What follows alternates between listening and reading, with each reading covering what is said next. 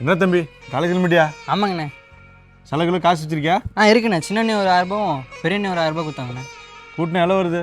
ரெண்டும் கூட்டினா 1000 கூட்டினா ஏன்றா காலேஜ் படிக்க போய் வடக்கு சொல்ல மாட்டியா? 2000 ரூபாய் ஆச்சுண்ணே. கிட்ட வாங்க.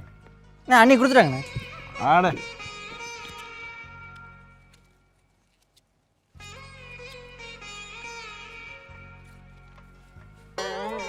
இந்தா காலேஜ் படிக்க பையனுக்கு 1000 ரூபாய் போதும், பார்த்து பத்திரமா செலவு பண்ணிடணும். சரிங்க.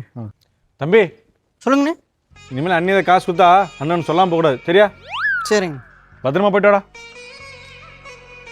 தம்பி நில்றா, கிளம்பிடாதரா. ஒருத்தன்